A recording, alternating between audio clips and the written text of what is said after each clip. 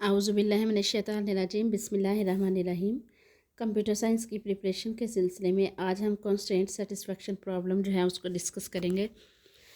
उससे पहले जो है मैं आपसे कहना चाहती हूँ, आज काफ़ी दिनों बाद जो है ना वो लेक्चर रिकॉर्ड कर रही हूँ। कुछ मसरूफियात की वजह से बस मैं टाइम से नहीं कर सकी, तो इसके लिए माज़रत। आप लोगों ने अब इस लेक्चर को जो है वो अच्छी तरह से समझ लेना है। मैं कोशिश करूँगी कि मैं इसको अच्छी तरह से समझा पाऊँ। ओके जी। कॉन्स्टेंट सेटिस्फेक्शन प्रॉब्लम की अगर हम बात करें तो ये 3 कंपोनेंट्स पर मुश्तमिल होती है, वी, डी और सी। वी मींस वेरिएबल्स, डोमेन और कॉन्स्टेंट। इसमें हमारे पास 3 कंपोनेंट्स हैं, ठीक है। इसमें हर प्रॉब्लम को हम रिप्रेजेंट करने के लिए इन्हीं 3 कंपोनेंट्स को यूज़ करते हैं। जैसे वी सेट ऑफ वेरिएबल्स, जैसे V1 V2 से Vn तक। उसके बाद डी जो है हमारे पास सेट ऑफ डोमेन्स है, इसको हम डी से डोनेट करते हैं, D1 D2 and so on. One of each variable, और हर वेरिएबल के लिए एक डोमेन है, ठीक है। और डोमेन यहाँ पे क्या है, फाइनाइट है। डोमेन की अगर हम बात करें तो इससे मुराद ये है कि कोई वेरिएबल कौन सी वैल्यूज़ जो है वो ले सकता है, कौन सी वैल्यूज़ को अडॉप्ट कर सकता है, ये क्या है, डोमेन है। जैसे what value a variable can take, like a variable can take real numbers ले सकता है, नेचुरल नंबर्स ले सकता है, या फिर अल्फ़ाबेट्स ले सकता है, तो वो क्या होगी, उस वेरिएबल की डोमेन होगी। अगर हम सी की बात करें तो ये सेट ऑफ कॉन्स्टेंट्स है जो स्पेसिफाई करेंगे अलोएबल कम्बिनेशन ऑफ वैल्यूज़ का अलोएबल जो कम्बिनेशन होगा ना उसको स्पेसिफाई करेगी कि कौन सी वैल्यूज़ जो है ना वो वेरिएबल ले सकते हैं। जैसे अगर इधर हमारे पास छोटा सा फार्मूला है कंस्ट्रेंट के लिए। कंस्ट्रेंट जो है वो है क्या, दरअसल स्कोप और रिलेशन पर मुश्तमिल है। जिस तरह से एक एग्जांपल अगर हम लें C1 C2 C3 कंस्ट्रेंट की, तो इसके अंदर हम 2 चीज़ों का ख्याल रखेंगे, एक तो स्कोप क्या है और दूसरा रिलेशन। हम मतलब स्कोप और रिलेशन की मदद से कंस्ट्रेंट को रिप्रेजेंट कर सकते हैं। अब स्कोप की बात करें तो इसमें सेट ऑफ वेरिएबल्स हैं डेट पार्टिसिपेट इन कंस्ट्रेंट। मतलब कौन कौन से वेरिएबल जो है ना किसी कंस्ट्रेंट में पार्टिसिपेट कर रहे हैं, वो क्या है, उस कंस्ट्रेंट का स्कोप है। और अगर हम रिलेशन की बात करें तो रिलेशन क्या है, that define the value that variable can take. ये उन वैल्यूज़ के बारे में बता रहे होते हैं जो एक वेरिएबल ले सकता है। क्लियर है। तो 2 चीज़ें हमने देखनी है कंस्ट्रेंट के अंदर, scope and relation.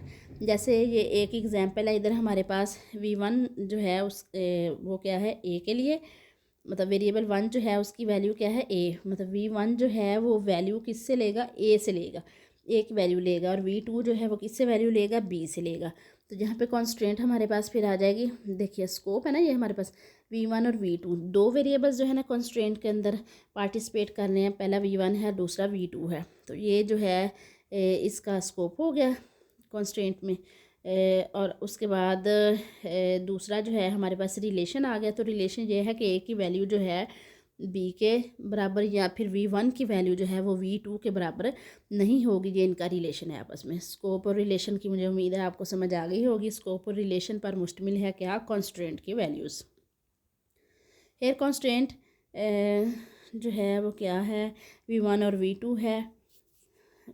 V2's values is not equal to, constant ये है कि V1 की जो वैल्यू है वो V2 की वैल्यूज़ के अकॉर्डिंग नहीं होगी या उनके बराबर नहीं होगी। अब कॉन्स्टेंट सेटिस्फेक्शन प्रॉब्लम जो है ना, हम इसको एग्जांपल से समझने की कोशिश करते हैं। अब CSP प्रॉब्लम को सॉल्व करने के लिए ना, जो भी प्रॉब्लम हमने रिप्रेजेंट की हुई है कॉन्स्टेंट की मदद से, उसको हमने सॉल्व करना है बैक ट्रैकिंग एल्गोरिदम की मदद से। ये सेम वही बैक ट्रैकिंग है जो हमने डेप्थ फर्स्ट सर्च में देखा था। सिर्फ फ़र्क है, एक माइनस है इसमें कि डेप्थ फर्स्ट सर्च में आपको पता है हम A से B जाते थे। फर्ज करें 1 2 चाइल्ड थे B और C, हमने A से B जाना था, B से आगे C D, फिर उसके बाद D से आगे F जाते थे। और लास्ट पे जाके जब हमें अपनी मतलूबा वैल्यू नहीं मिलती थी तो हम क्या करते थे, बैक ट्रैकिंग करते थे। तो बैक जाते वक्त अगर कोई मूव होती थी तो हम चल लेते थे, अदरवाइज़ हम फिर बैक ही बैक जाते थे, ठीक है ना। और फिर हम बेस्ट पास जो है उसको फाइंड आउट करते थे। लेकिन ये बैक ट्रैकिंग वो बैक ट्रैकिंग नहीं है। इसमें होगा इस तरह से कि हम इंटेलिजेंटली जो है ना बैक ट्रैकिंग करेंगे। जिधर कॉन्फ्लिक्ट अकर होगा हम एग्जैक्टली उसी जगह पे वापस जाके उस कॉन्फ्लिक्ट को रिमूव करने की कोशिश करेंगे। इसको एग्जांपल के साथ देखते हैं। जैसे ये मेरे पास एक कॉन्स्ट्रेंट ग्राफ है, इसमें मेरे पास 4 वेरिएबल्स हैं, 1 है, 2 है, 3 है और 4 है। अब देखें वेरिएबल्स इसमें 1 2 3 4 है और डोमेन इसकी क्या है कि हमने इनको ना कलर करना है, सबको कलर करना है। और कलर है हमारे पास 3, रेड, ग्रीन और ब्लू।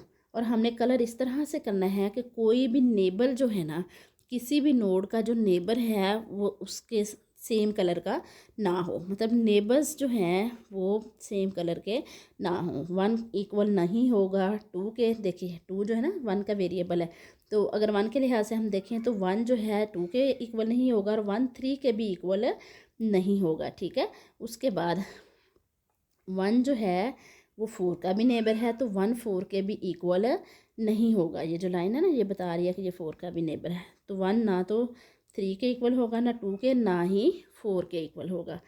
क्लियर है। अगर हम 2 की बात करें तो 2 जो है वो 4 के इक्वल नहीं होगा, 2 4 के इक्वल नहीं होगा। और अगर हम 3 की बात करें तो 3 जो है वो 4 के इक्वल नहीं होगा। अब इसको इस चार्ट की मदद से समझते हैं। देखिए हमारे पास जो वेरिएबल्स है ना वो 4 हैं, 1 2 3 4 है। और इनिशियल डोमेन की अगर हम बात करें तो हमारे पास 3 कलर्स है, रेड ग्रीन ब्लू। हम 1 को भी रेड ग्रीन ब्लू में से कोई कर सकते हैं, 2 को भी रेड ग्रीन ब्लू में से कर सकते हैं। अभी ये इसकी डोमेन में आ रहे हैं, अभी ये इन वेरिएबल्स की डोमेन में है तीनों कलर्स, 3 को भी इसी तरह से 4 को भी।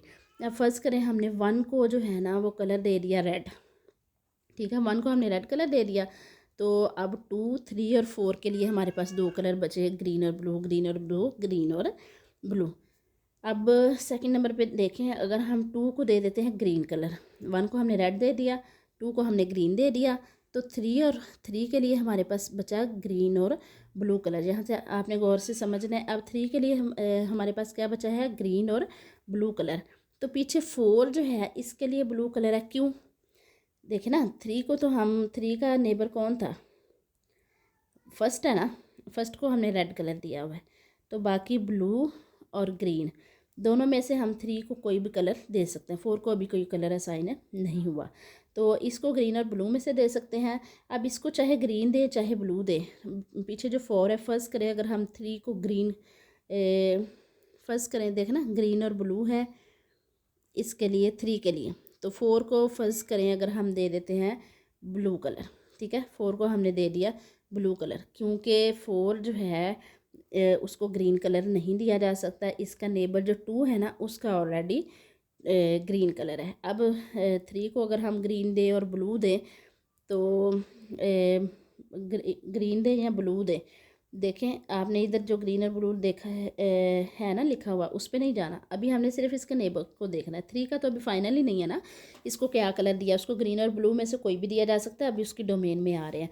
4 जो है ना उसको सिर्फ ब्लू दिया जा सकता है, क्यों? क्योंकि 2 जो है वो उसका नेबर है और उसका पहले से ग्रीन कलर है, तो इसलिए 4 में हमने लिख दिया ब्लू। अब थर्ड पे जाएं, अगर हम थर्ड वेरिएबल को फर्स्ट करें ब्लू कलर दे देते हैं। ठीक है, फर्स्ट को रेड दिया था, सेकंड को ग्रीन, अब थर्ड को हमने दे दिया ब्लू। फोर्थ के लिए हमारे पास कोई कलर नहीं बचा। बाय डिफ़ॉल्ट जो कलर आ रहा था ना ऊपर से वो ब्लू आ रहा था। ठीक है, लेकिन वैसे इसके लिए अब कोई कलर नहीं बचा, तो इधर हमारे पास एम्प्टी वैल्यू आ जाएगी। अब कॉन्फ्लिक्ट है, क्योंकि कोई वैल्यू एम्प्टी तो नहीं हो सकती, तो इसलिए हम अब क्या करेंगे, हम अब करेंगे यहाँ पे बैक ट्रैकिंग। लेकिन बैक ट्रैकिंग हम किस तरह से करेंगे, हम देखेंगे कि हमारे जो नेबर्स हैं ना उनके कलर्स जो हैं वो क्या है। ठीक है, तो फर्स्ट का जो है, अब हमने जब कलर्स देखे, 1 का रेड था, 2 का ग्रीन था, ब्लू का 4 का ब्लू था, और 3 जो है इसके ग्रीन और ब्लू में से इसको हमने दिया हुआ है ब्लू कलर दिया हुआ है। लेकिन अगर हमने 3 को ब्लू दिया तो वो ब्लू और 4 ब्लू ये दोनों नेबर्स हैं वो सेम हो जाता है, यहीं पे कॉन्फ्लिक्ट अकर होता है, हम इसको ब्लू कलर नहीं दे सकते। हाँ, अगर हम देखें 3 और 2 नेबर्स नहीं हैं तो हम इनको सेम कलर दे सकते थे। तो 2 को अगर ग्रीन था तो अगर हम 3 को ग्रीन देते तो ये कॉन्फ्लिक्ट अगर ना होता। तो हम वापस जाएंगे 3 पे, हम 3 पे जाके क्या करेंगे, इसको यहीं पे दरअसल कॉन्फ्लिक्ट आया ना 3 पे, जब हमने ग्रीन और ब्लू में से कोई इसको साइन करना था, तो 4 को हमने ब्लू दे दिया था, तो फिर हमने 3 को ब्लू जो है वो हमें जो है वो नहीं देना चाहिए था, लेकिन यहीं पे कॉन्फ्लिक्ट आया है। क्या करेंगे, 3 का जो कलर ब्लू है उसको ग्रीन से रिप्लेस करेंगे। तो अब देखें 4 को हम ब्लू कलर ही देंगे और थर्ड को ग्रीन कलर देंगे, तो हमारा ये कॉन्फ्लिक्ट रिजॉल्व हो गया। अब जो है फर्स्ट को रेड कलर, सेकंड को ग्रीन, थर्ड को भी ग्रीन और फोर्थ को ब्लू कलर दे दिया। और 3 और 2 नेबर्स नहीं थे, इसलिए कोई कॉन्फ्लिक्ट अगर ना नहीं हुआ, हमारी कंस्ट्रेंट जो है वो स्पेसिफाई हो गई है। क्लियर है।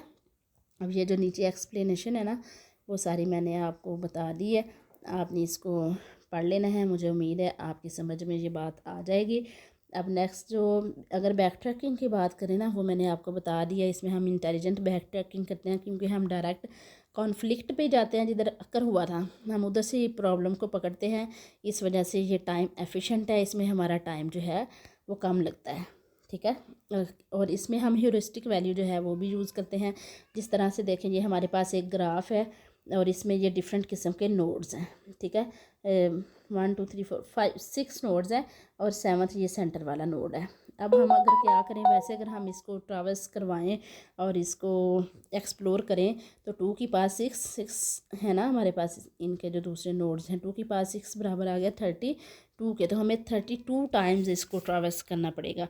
लेकिन अगर हम ह्यूरिस्टिक फिक्स कर लेते हैं कि जो सबसे हाई डिग्री वर्टिक्स है ना, उसकी हमने वैल्यू फिक्स कर ली, तो वो क्या है, सेंटर में है। अगर हम सेंटर वाले नोड को आर दे देते हैं, तो बाकी जो रिमेनिंग नोड्स होंगे उनके लिए सिर्फ एक वैल्यू बचेगी और वो है ग्रीन। इस तरह से कोई कॉन्फ्लिक्ट अगर नहीं होगा। मुझे उम्मीद है आपको ये वीडियो पसंद आई होगी। अगर पसंद आए तो इसको लाइक ज़रूर कीजिएगा, और अगर वीडियो अच्छी लगे और आप नेक्स्ट जो है मेरी वीडियोस देखना चाहें, तो मेरे चैनल को सब्सक्राइब भी ज़रूर कीजिएगा। Stay blessed, stay tuned. अल्लाह हाफिज़।